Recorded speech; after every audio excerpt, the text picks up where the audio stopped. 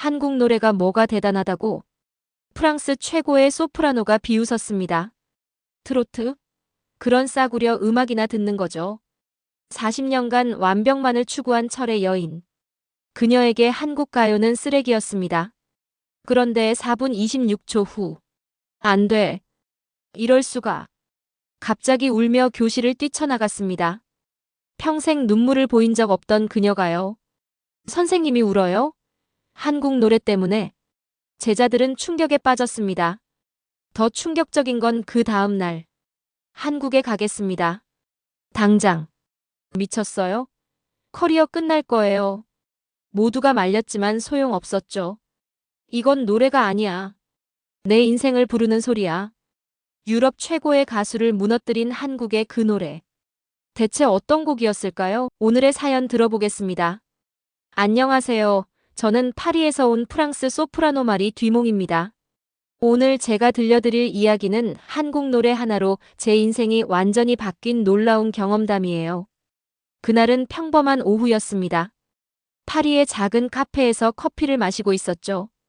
창밖으로는 비가 내리고 있었고 실내에는 잔잔한 재즈가 흐르고 있었어요. 그런데 갑자기 라디오에서 뭔가 다른 노래가 흘러나오기 시작했습니다. 처음 들어보는 멜로디였어요. 재즈도 아니고 클래식도 아닌 그런 묘한 선율이 제 귀를 사로잡고 있었죠. 커피잔을 내려놓으려다가 그만 허공에서 멈췄습니다. 이게 뭐지 하는 생각이 들고 있었어요. 그 노래는 가사를 알아들을 수 없는 동양의 노래였는데 왠지 모르게 가슴이 먹먹해지고 있었습니다. 라디오 DJ가 공명을 소개하고 있었어요. 한국 가수 이선희의 인연입니다 라고 말했죠. 그 순간 제 손끝이 떨리고 있었습니다. 저는 프랑스 국립음악원을 가장 어린 나이에 졸업한 소프라노였어요. 완벽한 기교와 정확한 음정, 그게 제 인생의 전부였죠. 감정보다는 기술이 더 중요하다고 믿고 있었습니다. 그런데 이 낯선 한국 노래 한 곡이 제 세계를 흔들고 있었어요. 그날 밤 집으로 돌아와서도 계속 그 노래가 머릿속에서 맴돌고 있었습니다. 휴대폰으로 검색해서 다시 들어봤어요. 이어폰을 꽂고 반복 재생을 누르고 있었죠. 기교는 단순했고 편곡도 화려하지 않았지만 뭔가 설명할 수 없는 감정이 목구멍까지 차오르고 있었습니다. 이건 단순한 가요가 아니야라고 혼자 중얼거리고 있었어요. 마치 제 마음속 깊은 곳에 묻어둔 상처를 건드리는 것 같았죠. 그동안 무대에서 수없이 많은 아리아를 불렀지만 이런 느낌은 처음이었습니다. 며칠 뒤 제가 가르치는 마스터 클래스에서 더 놀라운 일이 벌어졌어요. 전 세계에서 모여든 유학생들 앞에서 늘 그렇듯 엄격한 수업을 진행하고 있었습니다. 감정을 흉내내지 마라, 진짜 감정은 훈련된 기교 속에서 나온다라고 강조하고 있었죠. 그때 한국에서 온 학생이 손을 들고 있었어요. 정혜진이라는 이름의 학생이었죠. 선생님, 제가 한 곡 불러도 될까요? 라고 조심스럽게 물어보고 있었습니다. 뭔가 영감을 받은 것처럼 보였어요. 저는 잠시 미간을 찌푸렸습니다. 아마 한국 가요를 부르려는 거겠지 생각하고 있었죠. 하지만 예의상 허락했어요. 그 학생이 피아노 앞에 앉아서 전주를 치기 시작했습니다. 그리고 조용히 부르기 시작했죠. 바로 제가 카페에서 들었던 그 노래 인연이었습니다. 첫 소절이 끝나자마자 제 손이 떨리기 시작했어요. 피아노 위에 올려놓은 손이 덜덜 떨리고 있었죠. 두 번째 소절이 흐르면서 눈가가 젖어들고 있었습니다. 예진이가 후렴구를 부르기 시작하자 저는 더 이상 참을 수가 없었어요. 조용히 일어나서 교실 뒤편으로 걸어가고 있었습니다. 문을 열고 나가면서 눈물이 주르륵 흐르고 있었죠. 복도에서 혼자 울면서 생각했습니다. 이건 가요가 아니야. 이건 내 인생을 부르는 소리야라고요. 수업이 끝난 후에 예진이를 다시 불렀어요. 떨리는 목소리로 물었죠. 그 노래 제목이 뭐라고 했지? 인연이요라고 대답하더군요. 운명을 거슬러 온 사랑 이야기래요. 그 말을 듣고 한참을 멍하니 있었습니다. 집으로 돌아가는 길에 계속 그 멜로디가 귓가에 맴돌고 있었어요. 마치 누군가가 제 마음속 깊은 곳을 들여다보고 있는 것 같았죠. 평생 기술과 완벽함만 추구했던 제가 이렇게 흔들리고 있다니 믿기지 않았습니다. 그날 밤 곡의 번역본을 찾아 읽어봤어요. 가사를 읽으면서 오래전 베를린 무대에서 함께했던 연인이 떠오르고 있었습니다. 무대 위의 완벽함을 위해 그 사람을 떠나보냈던 기억이 새록새록 떠오르고 있었죠.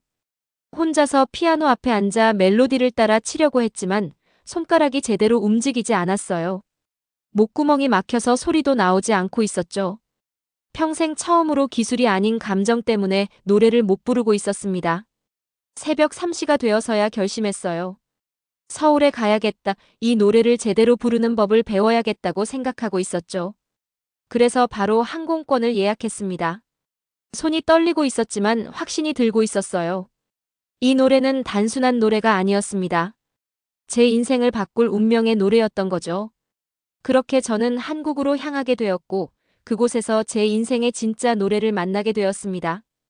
비행기가 이륙하는 순간 창밖을 보면서 생각하고 있었어요. 42살에 모든 걸 내려놓고 떠나는 여행이라니. 한국 노래 하나 때문에 이렇게 무작정 떠나고 있다니 말도 안 되는 일이었죠. 옆자리 승객이 이상하게 쳐다보고 있었지만 신경 쓸 겨를이 없었어요. 11시간의 비행 끝에 인천공항에 도착했습니다. 낯선 한글 간판들이 저를 맞이하고 있었죠. 공항에서 서울로 가는 버스를 타면서도 계속 인연을 듣고 있었어요. 창밖으로 보이는 풍경이 신기하게도 노래와 어울리고 있었습니다. 서울예술대학교에 도착한 첫날 저를 맞이해준 분이 한민요 강사 이경숙 선생님이었어요. 따뜻한 미소로 반겨주시더군요. 프랑스에서 왔다고요? 한국 노래를 배우러 오신 거예요? 라고 물으시는데 갑자기 부끄러워지고 있었습니다. 첫 수업이 시작됐어요. 이경숙 선생님은 제가 준비해온 악보를 보시더니 웃으면서 치워버리고 있었습니다. 이건 필요 없어요 라고 하시더군요. 저는 당황하고 있었죠. 악보 없이 어떻게 노래를 배운다는 거예요? 선생님이 말씀하시더군요. 감정은 말보다 먼저 숨결로 나타나요. 숨이 떨릴 때 마음이 움직이는 거예요. 그러면서 저를 데리고 한강으로 가고 있었습니다. 한강 둔치에서 그저 숨쉬기 연습만 하라고 하시더군요. 처음엔 정말 이해가 안 되고 있었어요. 평생 악보와 박자 정확한 음정만 추구했던 저에게 그냥 숨쉬라니요. 그런데 며칠 동안 계속 연습하다 보니 뭔가 다른 걸 느끼고 있었습니다. 바람 소리와 함께 숨을 들이쉬고 내쉬는데 마음이 편안해지고 있었어요. 일주일쯤 지나서 선생님이 이제 노래를 해보자고 하시더군요. 악보도 없이 그냥 들려주는 대로 따라 하라고 하고 있었습니다. 처음엔 어색했지만 점점 더 자연스러워지고 있었죠. 기술이 아닌 감정으로 노래한다는 게 이런 거구나 싶었어요. 어느 날 선생님이 작은 마을 노인정으로 데려가셨어요. 거기서 할머니들이 모여서 노래를 부르는 걸 보여주시더군요. 허름한 공간이었고 음향 장비도 없었지만 그곳엔 뭔가 특별한 게 있었습니다. 할머니들이 무반주로 인연을 부르기 시작했어요. 음정은 틀리고 박자도 맞지 않았지만 그 안에는 놀라운 게 담겨 있었죠. 살아온 삶 전체가 노래 속에 녹아 있었던 거예요. 눈물이 났습니다. 이게 진짜 노래구나 싶었어요. 공연이 끝나고 한 할머니가 제 손을 잡으시더군요. 떨리는 손으로 말씀하시는데 외국에서도 이 노래를 불러주신다니 너무 고맙다고 하셨어요. 그러면서 우리 딸이 마지막으로 이 노래를 부르고 갔어요 라고 하시는데 가슴이 먹먹해지고 있었습니다.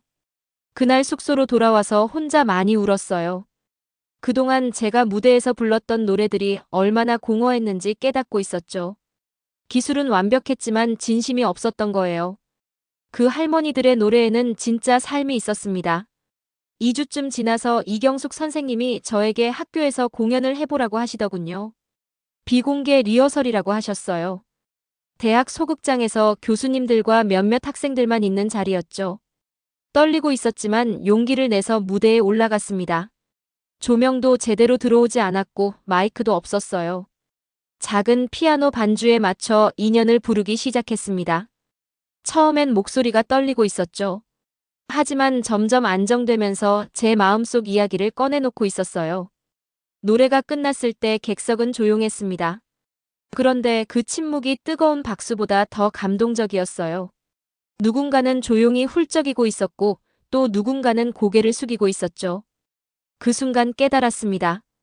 드디어 진짜 노래를 불렀구나. 무대에서 내려왔을 때 한 학생이 다가왔어요. 서민호라는 학생이었는데 제게 이렇게 말하더군요. 선생님, 이 노래는 원래 누구의 것도 아니에요. 하지만 오늘 부르면 분명 선생님의 것이 될 거예요. 그 말이 제게 큰 용기를 주고 있었습니다. 그날 밤 숙소에서 거울을 보면서 혼자 연습하고 있었어요. 한국어 발음은 여전히 어색했지만 뭔가 달라지고 있었죠. 더 이상 완벽한 기교를 추구하지 않고 있었어요. 대신 진심을 담으려고 노력하고 있었습니다. 한 달이 지나면서 저는 많이 변하고 있었어요. 예전의 차가운 표정은 사라지고 자연스럽게 웃는 법을 배우고 있었죠. 한국 사람들과 어울리면서 따뜻한 정을 느끼고 있었습니다. 이런 게 음악에도 영향을 주고 있었어요. 그렇게 한국에서의 시간이 흐르고 있었어요. 매일 조금씩 변하고 있었죠. 완벽을 추구하던 프랑스의 소프라노에서 진심을 찾아가는 한 사람으로 변하고 있었습니다. 이제 곧 대학 축제 메인 무대에 설 예정이었어요. 무대를 준비하면서 생각하고 있었습니다. 이제는 더 이상 시험이 아니라 고백이 될 거라고. 한국에서 만난 모든 사람들에게 받은 따뜻한 마음을 음악으로 돌려주고 싶다고 말이죠. 그런 마음으로 무대를 기다리고 있었습니다. 드디어 대학 축제 무대에 오르는 날이 왔습니다. 대기실에서 옷을 갈아입으면서 손이 떨리고 있었어요. 거울을 보니 얼굴이 창백해져 있더군요. 그때 스태프 한 분이 들어와서 말씀하시는데 가슴이 철렁했습니다. 이 노래는 한국 가수가 불러야 하는 거 아닐까요? 라고 조심스럽게 물으시더군요. 그 한마디가 마치 칼처럼 제 가슴을 찌르고 있었어요. 순간 모든 자신감이 무너지는 것 같았죠. 나는 외국인이야, 이 노래를 부를 자격이 있을까 하는 생각이 머릿속을 가득 채우고 있었습니다. 무대 뒤에서 대기하면서 다리가 후들거리고 있었어요. 앞선 공연들이 끝나가고 있었고 곧 제 차례가 다가오고 있었죠. 마이크를 잡은 손에 땀이 나고 있었습니다. 심호흡을 하면서 마음을 가다듬으려 했지만 쉽지 않았어요. 드디어 사회자가 제 이름을 부르고 있었습니다. 프랑스에서 온마리 뒤몽이 한국 노래를 부른다고 소개하는데 객석이 조금 웅성거리는 게 느껴지더군요. 천천히 무대로 걸어나가면서 수백 명의 시선이 저를 향하고 있는 걸 느끼고 있었어요. 피아노 반주가 시작됐습니다. 첫 소절을 부르려는데 목소리가 떨리고 있었어요. 음정도 불안했고 박자도 놓치고 있었죠. 순간 포기하고 싶은 마음이 들었습니다. 그런데 그때 객석에서 작은 목소리가 들려오기 시작했어요.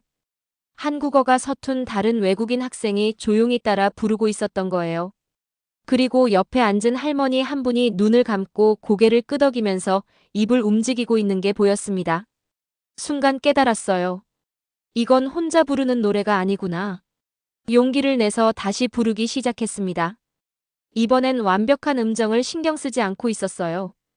대신 제 마음속 이야기를 꺼내놓고 있었죠. 파리의 그 카페에서 처음 들었던 순간부터 지금까지의 모든 감정을 담아서 부르고 있었습니다. 후렴구에 이르자 더 많은 사람들이 따라 부르기 시작했어요. 어떤 분은 눈물을 훔치고 있었고 또 어떤 분은 조용히 박자를 맞추고 있었죠. 그 순간 무대 위에서 혼자가 아니라는 걸 느끼고 있었습니다. 모두가 함께 하나의 감정을 나누고 있었어요. 노래가 끝났을 때 객석은 잠시 침묵했습니다. 그리고 한 사람, 두 사람씩 손을 가슴에 얹고 고개를 끄덕이기 시작했어요. 뜨거운 박수 대신 조용한 공감의 표시를 보내주고 있었던 거죠. 그게 더 감동적이었습니다. 무대에서 내려오니 한 중년 여성이 기다리고 있었어요. 손에는 작은 장미 한 송이를 들고 계시더군요. 떨리는 목소리로 말씀하시는데 눈시울이 뜨거워졌습니다. 암 투병하던 어머니가 이 노래를 매일 들으셨다고 하시더라고요. 그분 말씀이 오늘 선생님 목소리를 들으니 돌아가신 어머니가 다시 돌아온 것 같았다고 하셨어요. 그 순간 제가 가졌던 모든 의심과 두려움이 사라지고 있었습니다. 이 노래를 부를 자격이 있느냐는 질문이 얼마나 무의미했는지 깨달았죠. 그분의 손을 꼭 잡으면서 말했어요. 제가 더 감사합니다. 오늘에서야 이 노래가 정말 제 것이 되었어요라고요. 그러면서 함께 울고 있었죠. 주변에 있던 사람들도 모두 감동적인 표정으로 바라보고 있었습니다. 대기실로 돌아와서 혼자 앉아 있었어요. 공연은 끝났지만 마음이 무거웠습니다. 정말 잘 불렀을까 아니면 그저 한국인의 마음을 흉내낸 건 아니었을까 하는 생각이 들고 있었죠. 그동안 받았던 박수와 갈채가 떠오르면서도 뭔가 허전했어요. 그때 또 다른 관객 한 분이 찾아오셨어요.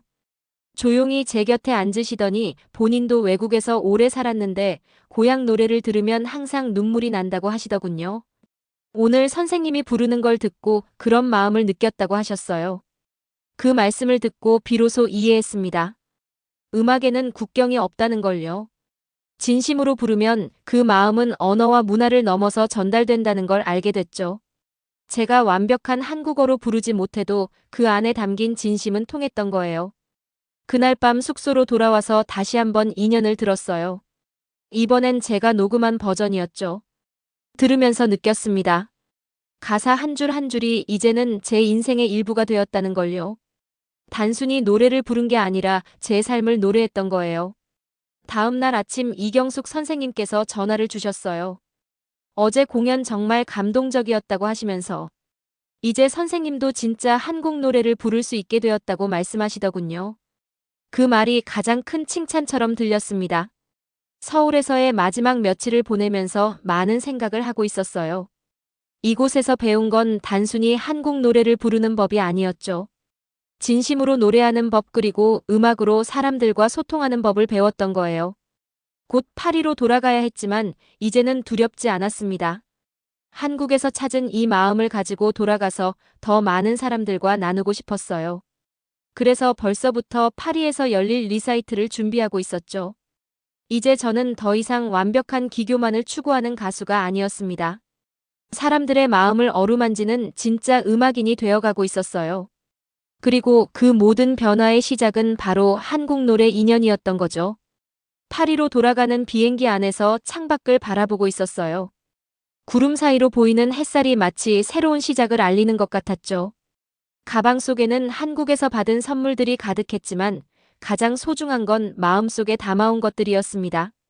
공항에 도착해서 택시를 타고 집으로 가는 동안 파리의 거리가 낯설게 느껴지고 있었어요. 같은 도시인데 제가 달라져서 그런지 모든 게 새롭게 보이더군요. 창밖을 보면서 혼자 생각하고 있었죠. 내가 정말 변했구나. 더 이상 완벽한 소리만 찾는 사람이 아니구나. 집에 도착해서 짐을 풀면서 한국에서 가져온 인연 음반을 꺼냈어요. 조심스럽게 플레이어에 넣고 재생 버튼을 누르는데 가슴이 뭉클해지더군요. 이제는 이 노래가 단순한 음악이 아니라 제 삶의 일부가 되었다는 걸 느끼고 있었습니다. 다음 날부터 파리 오페라 하우스에서 리사이틀 준비를 시작했어요. 동료들이 반갑게 맞아주었지만 뭔가 달라진 제 모습에 놀라고 있었죠. 예전에 차갑고 완벽주의적인 모습 대신 따뜻하고 부드러운 사람이 되어 있었으니까요.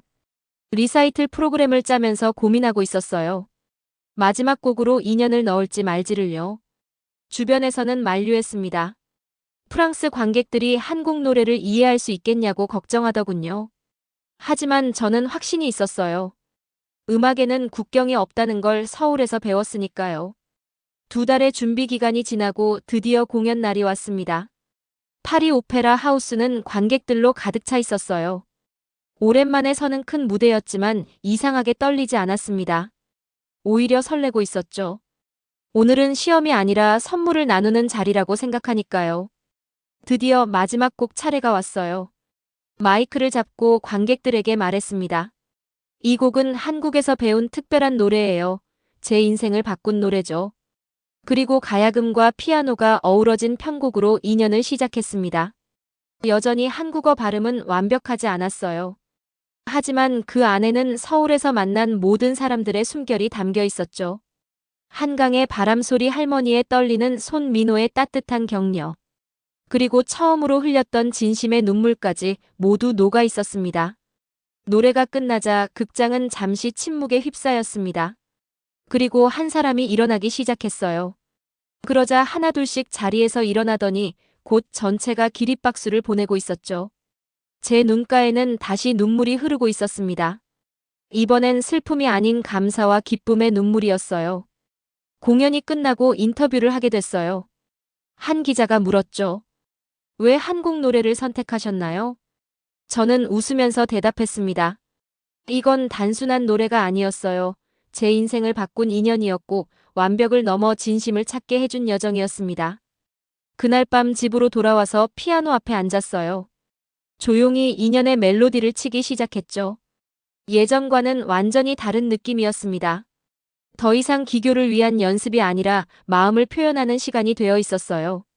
다음 날 아침 일찍 일어나서 창문을 열었어요. 파리의 아침 공기가 상쾌하게 느껴지더군요. 이제 매일 아침 피아노 앞에 앉으면 2년을 한 번씩 쳐봅니다. 그때마다 서울의 그 순간들이 생생하게 떠올라요. 며칠 뒤 한국에서 편지가 왔어요. 이경숙 선생님이 보낸 거였죠. 파리 공연 소식을 들었다고 하시면서 정말 자랑스럽다고 쓰여 있었어요. 그리고 언제든 다시 한국에 오라고 하시더군요. 그 편지를 읽으면서 가슴이 따뜻해졌습니다. 마지막으로 한국에 계신 모든 분들께 감사의 마음을 전하고 싶어요. 저에게 진짜 음악이 무엇인지 가르쳐 주셨고 완벽함보다 진심이 더 아름답다는 걸 알려주셨으니까요. 그 인연은 영원히 제 가슴 속에 남을 겁니다. 오늘의 사연은 여기까지입니다. 프랑스의 완벽주의 소프라노가 한국 노래 한 곡으로 인생이 바뀌었습니다. 40년간 기교와 완벽함만을 추구했던 그녀가 결국 깨달은 건 음악의 본질은 기술이 아닌 진심이라는 것이었죠. 이 이야기가 우리에게 전하는 메시지는 분명합니다. 때로는 우리가 가진 것의 진정한 가치를 외부의 시선을 통해서야 알게 된다는 것입니다. 한국인들에게는 익숙한 노래 한 곡이 세계적인 음악가의 인생을 바꿀 수 있었던 이유. 그것은 우리 문화 속에 담긴 깊은 감성과 진정성 때문이었습니다. 우리는 종종 서구 문화를 동경하고 우리 것을 과소평가하곤 합니다. 하지만 말이 뒤몽의 이야기는 보여줍니다. 한국의 정서, 한국의 음악, 한국의 문화가 얼마나 특별하고 가치 있는지를. 완벽함보다 진심이, 기교보다 감정이 더 큰 울림을 준다는 것. 이것이 바로 한국 문화가 세계에 전할 수 있는 고유한 메시지입니다. 우리가 가진 것의 소중함을 잊지 마십시오. 때로는 멀리서 온 누군가의 눈을 통해 우리 자신의 보물을 발견하게 됩니다. 지금까지 긴 영상 시청해주셔서 감사합니다. 다음 영상에서 찾아뵙겠습니다. 더 재미있고 유익한 영상을 원하신다면 구독, 좋아요, 알림 설정 부탁드리겠습니다.